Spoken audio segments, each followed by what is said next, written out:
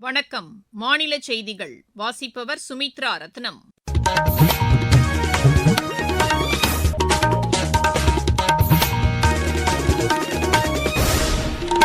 தலைப்புச் செய்திகள்.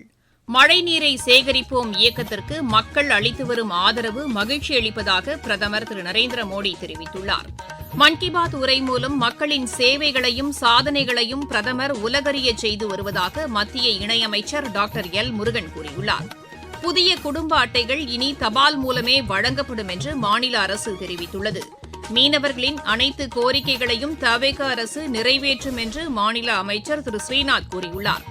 காமன்வெல்த் விளையாட்டுப் போட்டிகளில் இந்தியாவின் ரிஷிகாந்தா சிங் வெள்ளிப்பதக்கம் வென்றார். இனி விரிவான செய்திகள். மழைநீரை சேகரிப்போம் இயக்கத்திற்கு மக்கள் அளித்து வரும் ஆதரவு மகிழ்ச்சி அளிப்பதாக பிரதமர் திரு நரேந்திர மோடி கூறியுள்ளார். அகில இந்திய வானொலியில் இன்று ஒலிபரப்பான மக்களிடையே மனம் திறந்து பேசும் மன் கி பாத் நிகழ்ச்சியில் அவர் இவ்வாறு கூறினார். என் மனம் நிறை நாட்டு மக்களே, மனதின் குரலின் கடந்த பகுதியில் கேட்ச் த ரெயின், மழை நீரை சேகரிப்போம் இயக்கம் பற்றி விவாதித்திருந்தேன். பருவமழையின் ஒவ்வொரு சொட்டையும் பாதுகாக்க இந்த இயக்கத்தை மக்கள் இயக்கமாக ஆக்க வேண்டும் என்று நான் வேண்டுகோள் விடுத்திருந்தேன். மழை நீரை சேகரிப்போம் என்பது தரும் செய்தி மிகவும் எளிமையானது. எங்கே மழை பொழிகிறதோ, எப்போது அது பொழிகிறதோ அந்த நீரை அங்கேயே சேமியுங்கள். ஆகையால் ஜூலை மாதம் 4ஆம் தேதி தொடங்கி தேசமெங்கும் ஒரு விசேஷமான இயக்கமும் நடைபெற்று வருகிறது. இதன்படி மழைநீர் சேகரிப்பு, நிலத்தடி நீரின் மறுசெறிவு, பழைய நீர்நிலைகளுக்கு புத்துயிர் ஊட்டல் மற்றும் மரம் நடுதல் ஆகியவற்றுக்கு புதிய வேகம் அளிக்கப்பட்டு வருகிறது. அனைத்து இடங்களிலும் மக்கள் மிகுந்த உற்சாகத்தோடு பங்கெடுத்துக் கொண்டார்கள். பாதுகாப்பு தளவாடங்கள் உற்பத்தி மற்றும் ஏற்றுமதி தொடர்ந்து அதிகரித்து வருவதாகவும் பிரதமர் தெரிவித்தார். நண்பர்களே, இன்று பாதுகாப்பு தளவாட உற்பத்தியாகட்டும், அவற்றின் ஏற்றுமதியாகட்டும் அல்லது நட்பு நாடுகளோடு ராஜீய ஒத்துழைப்பாகட்டும், பாரதம் தொடர்ந்து புதிய சிகரங்களை நோக்கி பயணித்துக் கொண்டே இருக்கிறது. இந்த மாத தொடக்கத்திலே நான் இந்தோனேஷியா பயணித்திருந்தேன். அங்கே பிரம்மோஸ் மற்றும் ஆயுத ஏவுகணைகளுக்கான ஒரு பெரிய புரிந்துணர்வு ஏற்படுத்தப்பட்டது.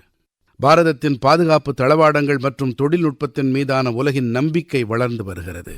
இந்த கார்கில் வெற்றி திருநாளன்று நாம் நமது அமரத்துவம் பெற்ற உயிர் தியாகிகளை நினைவில் ஏற்றுவோம். பாதுகாப்பான, திறமை மிகுந்த, தற்சார்பு நிறைந்த பாரதத்தை படைக்கும் உறுதிப்பாட்டை மேலும் வலுப்படுத்துவோம். வாருங்கள்.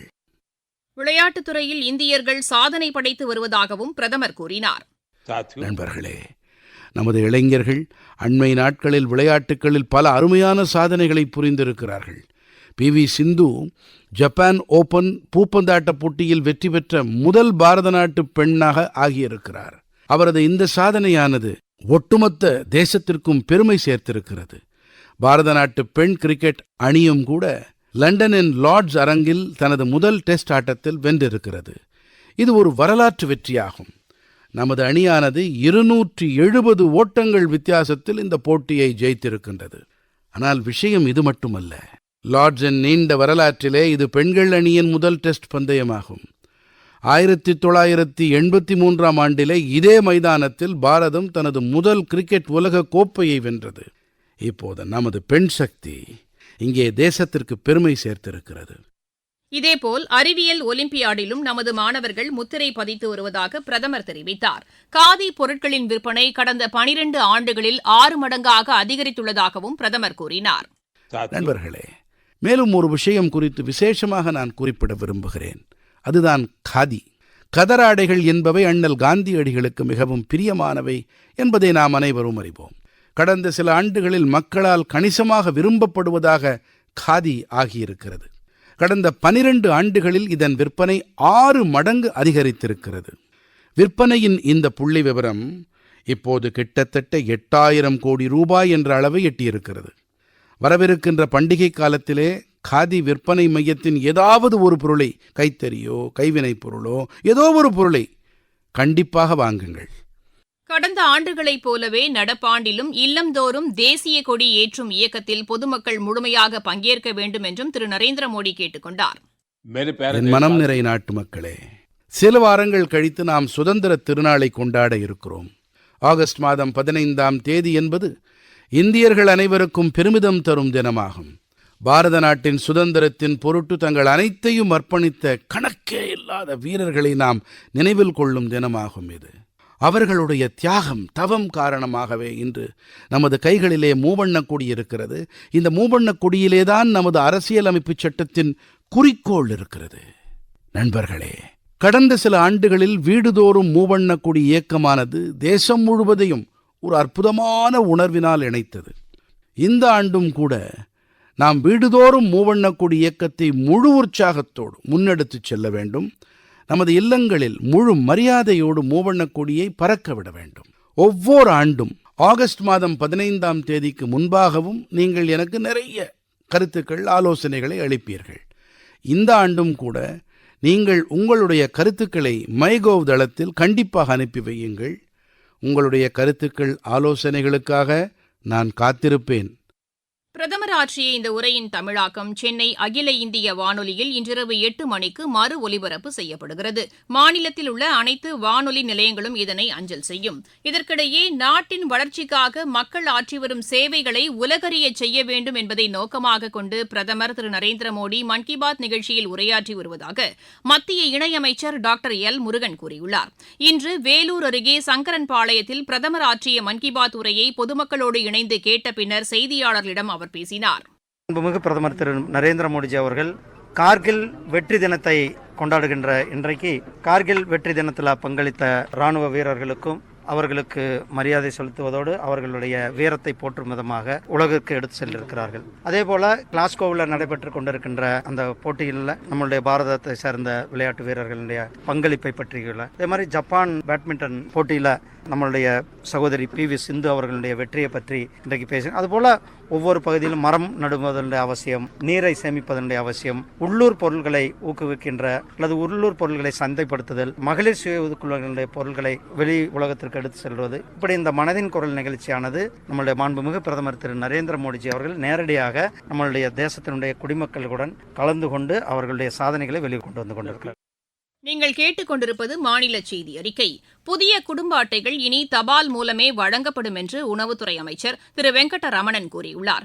கிருஷ்ணகிரி நுகர்பொருள் வாணிப கிடங்கில் இன்று ஆய்வு மேற்கொண்ட பின்னர் செய்தியாளர்களிடம் அவர் பேசினார். நியாய விலைக் கடைகளில் முக அங்கீகாரம் மூலம் பொருட்களை வழங்கும் முறை பரிசோதனை அடிப்படையில் செயல்படுத்தப்பட உள்ளதாகவும் அமைச்சர் தெரிவித்தார். தமிழக மீனவர்களின் அனைத்து கோரிக்கைகளையும் தவேக அரசு நிறைவேற்றும் என்று மீன்வளத்துறை அமைச்சர் திரு ஸ்ரீநாத் கூறியுள்ளார். தூத்துக்குடி மாவட்டம் தருவைக்குளத்தில் 74 மீனவர்களுக்கு செயற்கைக்கோள் தொலைபேசிகளை வழங்கி அவர் பேசினார். மீனவர்களின் பாதுகாப்பிற்கு தவேக அரசு உயர் முன்னுரிமை அளித்துள்ளதாகவும் அவர் கூறினார். இதன் அடிப்படையிலேயே இந்த தொலைபேசிகள் வழங்கப்பட்டுள்ளதாகவும் அமைச்சர் தெரிவித்தார். மாவட்டச் செய்திகள். காஞ்சிபுரம் மாவட்டத்தில் குடும்ப அட்டைதாரர்கள் அனைவரும் குடும்ப அட்டையில் இடம்பெற்றுள்ள அனைத்து உறுப்பினர்களின் கைரேகையை புதுப்பிக்குமாறு ஆட்சியர் திருமதி ஸ்னேகா கேட்டுக் கொண்டுள்ளார். நாகை மாவட்டம் வேதாரண்யம் அருகே நகர்ப்புற வனப்பகுதியை உருவாக்கும் பணிகளை ஆட்சியர் திரு பிரவீன்குமார் தொடங்கி வைத்தார். திருவண்ணாமலை மாநகராட்சிக்குட்பட்ட பகுதிகளில் போதைப்பொருள் புழக்கத்தை கட்டுப்படுத்துவதற்காக காவல்துறையினர் மேற்கொண்ட சோதனைகளின் போது 5 பேர் கைது செய்யப்பட்டனர். சிவகாசி அருகே சட்டவிரோதமாக பட்டாசு தயாரித்த குடோனில் நேரிட்ட வெடிவிபத்தில் உயிரிழந்தோர் எண்ணிக்கை 4 அதிகரித்துள்ளது. விளையாட்டுச் செய்திகள். காமன்வெல்த் விளையாட்டுப் போட்டிகளில் இந்தியாவின் ரிஷிகாந்தா சிங் வெள்ளிப்பதக்கம் வென்றார். கிளாஸ்கோவில் நடைபெற்று வரும் இப்போட்டிகளின் ஆடவர் 60 கிலோ பளுதூக்கும் பிரிவில் அவர் இப்பதக்கத்தை கைப்பற்றினார். ஆடவர் 200 மீட்டர் தொடர் நீச்சல் பிரிவில் இந்தியா இறுதிச் சுற்றுக்கு தகுதி பெற்றுள்ளது. அமெரிக்காவில் நடைபெற்ற சர்வதேச இளையோர் டேபிள் டென்னிஸ் போட்டியில் இந்தியாவின் ஹன்சினி மதன் வெள்ளிப்பதக்கம் வென்றார். 17 வயதுக்குட்பட்டோருக்கான மகளிர் பிரிவில் அவர் இப்பதக்கத்தை கைப்பற்றினார். பிரான்சில் நடைபெற்று வரும் சர்வதேச செஸ் போட்டியின் 8வது சுற்று முடிவில் இந்தியாவின் லியோன் லுக் மெண்டோங்கா முதலிடத்தில் உள்ளார். உலக ஜூனியர் ஸ்குவாஷ் போட்டியில் பட்டம் வென்ற இந்தியாவின் அனாஹத் சிங்கிற்கு பிரதமர் திரு நரேந்திர மோடி வாழ்த்து தெரிவித்துள்ளார். 2020 கிரிக்கெட் போட்டிகளுக்கான சர்வதேச தரவரிசை பட்டியலில் இந்தியா மீண்டும் முதலிடத்தை பிடித்தது. மீண்டும் தலைப்புச் செய்திகள்.